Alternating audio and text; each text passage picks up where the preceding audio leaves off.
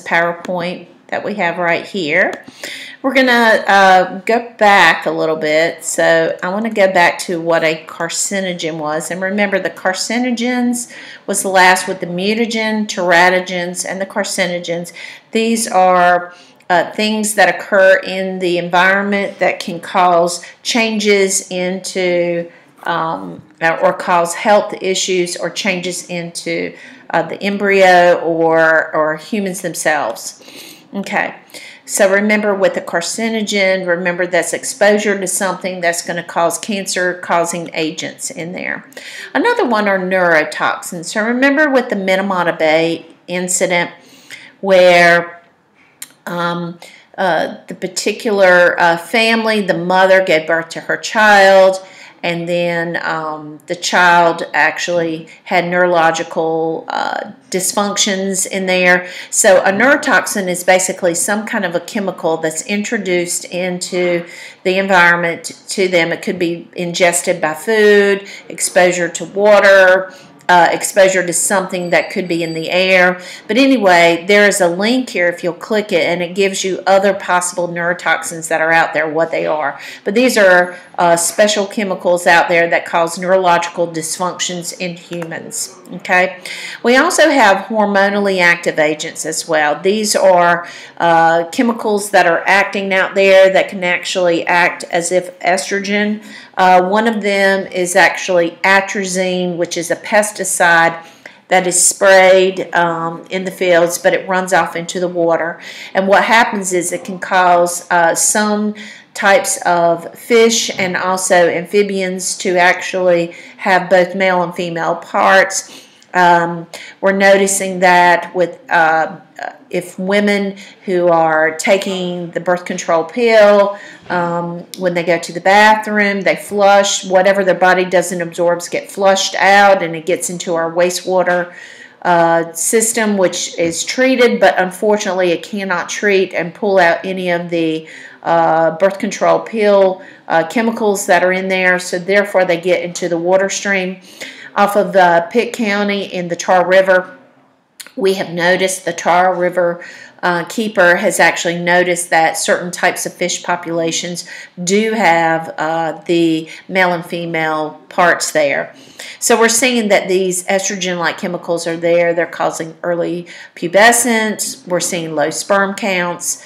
We're seeing some examples there. Another one is PCBs. PCBs are used in cleaning the transformers where electricity is actually conducted and moved from one source to another. So in forming and creating those transformers, PCBs are used to wash. It's a chemical, it's a substance that dissolves in water, and it's used to wash down some of the transformers. Unfortunately, some of that has gotten into our wastewater, and we're seeing some problems there where it's changes and concerns in the water. Lake Crabtree in Raleigh is a big result due to the Ward chemical transformer company that was in Raleigh back in the 70s. Some other hazardous waste that are out there that are concerned about are pesticides and some other polymers that are out there that are used to make plastic products, byproducts that do not biodegrade out there. And so these materials get into our water treatment or water system, and they are finding a hard time actually treating these particular items. Another one are your chlorinated hydrocarbons. Again, these are like your dioxins. They're found in your PVC pipes and other kind of medical waste. So these chlorinated hydrocarbons, such as dioxins, are also linked to cancer, and also they are, again, endocrine disruptors, meaning hormonal imbalance there as well. Another incident that happened, this is a case study with the Love Canal. The Love Canal was actually located in New York, and what had happened was certain sites were actually out there, and they were dumping into a system, dumping into the actual rivers up there in upper state New York. And what they had realized was that the with the chemicals imbalance that were put in there, they did not clean it up. And so therefore, they saw this hazardous waste that caused people to get sick. And I do have a video for that one for the Love Canal. With this one also, it led to a legislation called the Superfund. And the Superfund legislation, which is called CERCLA, and we'll get to that one later, but with that legislation, it did lead to where how we dispose of and get rid of our hazardous waste. I am going to put this video link down here with the Love Canal on there so you can watch that one and give me a summary as well. This is one of the top 10 incidences with environmental issues to date. There are these precautions that are out there. One of the phrase is, it's better to be safe than sorry. And some of the scenarios that we have here are that we need to assume that their new chemicals are guilty before they're even being tested, and that humans are not guinea pigs. So we need to make sure that, and that most chemicals not toxic, and that most chemicals usually are not very toxic, but they are expensive to test. Okay, just to recap again with bioaccumulation, that's where as you move up the trophic levels from the producers all the way up, you're accumulating, absorbing the toxins into at a greater rate as you move up that trophic level. Okay, and remember with biomagnification, as you move up that pyramid, remember you're accumulating it, but the magnification of the harm and the magnitude of the disability with that particular chemical on organisms increases as you move up. Some examples with biomagnification would be DDT and PCBs. Okay, those are some examples. This one just shows you a graphic with the accumulation, also with biomagnification as you move up, and notice the osprey up at the top is the top feeder. It could be any of the top tertiary species, but usually predatory birds are usually the top ones here. And as they move up the food chain, like with DDT, what Rachel Carson discovered is that as they gave birth, or as they actually laid their eggs, they noticed that the eggs were thinning, and they had a concern there, and then their offsprings did not make it because the shells were thinning too much. Okay, there are some physical hazards. These are airborne particles, equipment design, fire, also exposure to radiation. These are physical hazards that can cause physical harm to someone. One example that's out there is radon. Radon is actually an element and is found in most rock formations that are out there. And when the rocks are actually being decomposed or breaking down or weathered, they will actually release the radon. And radon is actually, through the half-life system, is actually as a byproduct from the uranium. And so on there, radon will actually enter buildings in there. It'll enter it through the foundation. When you have cracks, you can't see it, smell it, taste it, but it's in there, and it is a carcinogen. Okay, one of the big culprits is creating or promoting lung cancer there.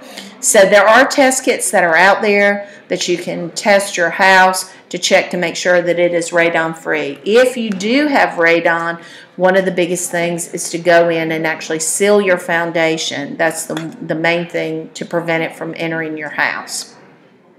There are also sociological hazards as well. This one is result from living in a society where one experiences noise, lack of privacy, overcrowding. So people who live near in big cities with a lot of noise, in apartment complexes, things like that, it really can cause some sociological problems on that one. Okay, there are things, when we look at a risk, one of the things we want to do is assess it to see how big of a risk it is. So one of the things we look at is the route, where is it moving, and the magnitude, how big that risk is, and how long that risk will continue, that duration of exposure, and how frequent that risk occurs. Okay, now also who regulates this? So the number one that we have right there is the FDA. The FDA usually will regulate many of those chemicals. OSHA also, because of laws and regulations and companies and businesses that are out there, OSHA also regulates that as well. And also that right to know, for you, a personal experience to know what each of these toxins are and what they can release. The government says that every person has that right to know what's going there. Okay? And also with risk analysis, what we need to do is identify hazards that are out there. We need to evaluate the risk, rank those risks in accordance to how harmful they are to individuals, and determining options, deciding the course of actions. How are you going to clean it up and prevent it from actually happening? And also, one of the biggest things is getting your policymakers, your legislators, your senators, lawmakers, get all of them involved in to try to create and produce and write legislation that's out there to inform the public. Okay? And a risk, again up here, your risk is the possibility of suffering harm from a hazard that can cause injury, disease, economic loss, or environmental damage. So when we look at that one, this is expressed as a probability. So down here we have an equation that your risk is equal to the exposure times how much harm it exists. If you're in an area where it's not creating much harm and the exposure is very short, the risk value is actually at a lower time. Okay? So down here we also look at our risk analysis usefulness on here, and these are just terms on that one. But we do have perceptions. So look at this one. If chance of death is 1 in 100,000 people are not likely to be worried or change their behavior. So most of us do a poor job of assessing our risks that are out there around us. So, and again, most people deny that the high-risk activities that they have can cause problems. So here are some perceptions that with motorcycles, 1 in 50 have some kind of injury or death with that one. Smoking, 1 in 300 packs a day smokers by the age of 65 will die. Hang gliding, 1 in 2,500 will die. So what do you think are the highest hazards in the U.S.? When we look at this one, it is by far tobacco use. Then by alcohol, accidents, pneumonia, and influenza. But tobacco use in the United States is the number one. But when you look at it globally, the pneumonia and the influenza kind of will take that one. So here are some others. I love this graph right here. These are some other things. By just being born poor, you will have 7 to 10 years cut off. By being born male, automatically you will have 7.5 years off of your life expectancy. And as you go down, now I know some of these are a little bit bizarre that are up here, but these are just things being born in certain conditions can lower your life expectancies. Okay? So yet, we're all afraid of dying. Yes, we're all afraid of some things and some of the risks that we're assessed. In plane crashes, believe it or not, 1 in 4.6 million will actually die from a plane crash. In a train crash, only 1 in 20 million will actually die. Snake bites, only 1 in 36 million will die. And then shark attacks, oh, Sharknado, only 1 in 300 million will actually die. Okay, well, good luck on your quiz tomorrow. We will see it, but hopefully this will help. And remember, I will post that YouTube video on Love Canal. Please make sure and watch this. Okay, thank you.